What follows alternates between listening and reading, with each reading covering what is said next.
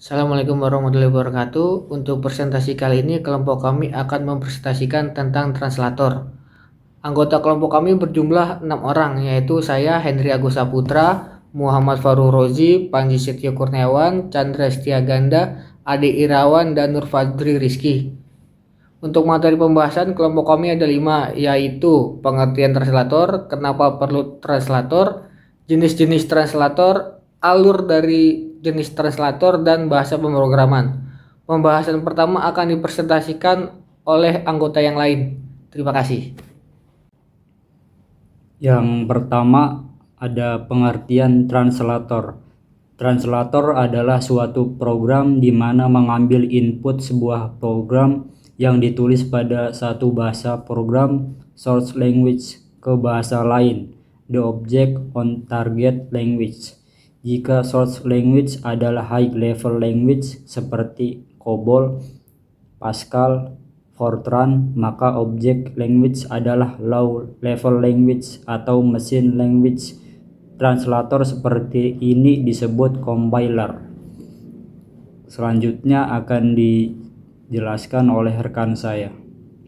Di sini saya akan membahas kenapa perlu translator. Ya, karena bahasa mesin adalah bentuk bahasa terendah komputer, berhubungan langsung dengan bagian-bagian komputer seperti bit, register, dan sangat primitif.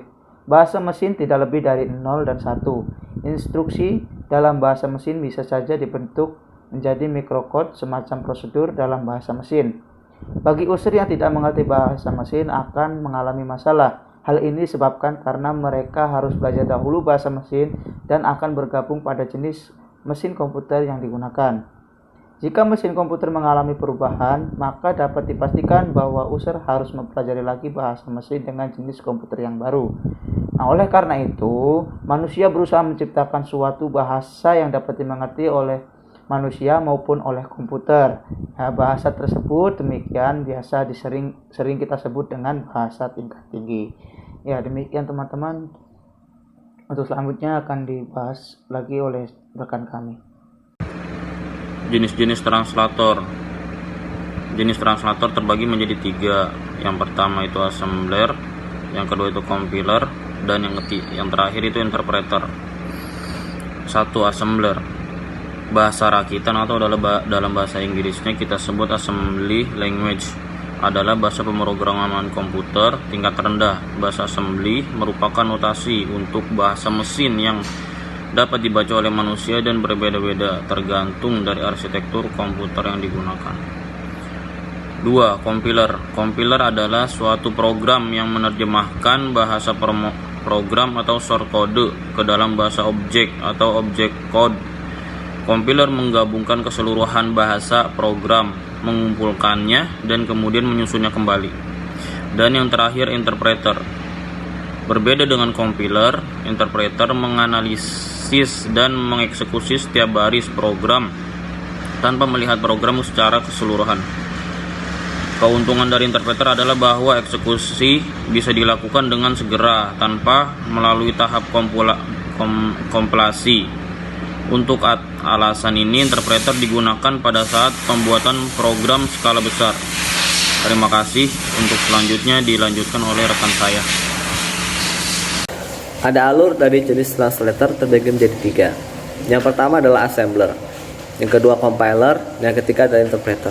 Assembler bernotasikan .asm menjadi assembler, kemudian menjadi object code .x atau .com. Dan yang kedua compiler, dari source code ke compiler object code bertambah dengan data execution kemudian sampai ke hasil. Dan yang terakhir adalah interpreter. Source code dan data secara bersamaan masuk ke dalam translator kemudian menghasilkan sebuah hasil. Selanjutnya adalah aspek dari bahasa pemrograman. Poin pertama adalah bahasa yang lebih dikenal oleh manusia. Maksudnya adalah statement yang digunakan menggunakan bahasa yang dipakai oleh manusia atau bahasa Inggris. Seperti yang kita ketahui, semua IDE atau bahasa pemrograman menggunakan bahasa Inggris. Kemudian program mudah untuk dikoreksi atau diperbaiki. Contohnya adalah ketika pemrograman Java menggunakan IntelliJ IDEA. Ketika kita memiliki sintaks yang error, IDE tersebut akan memperbaiki atau memberikan saran agar program kita atau source code kita tetap berjalan dengan benar. Selanjutnya yaitu tidak tergantung pada salah satu jenis mesin komputer.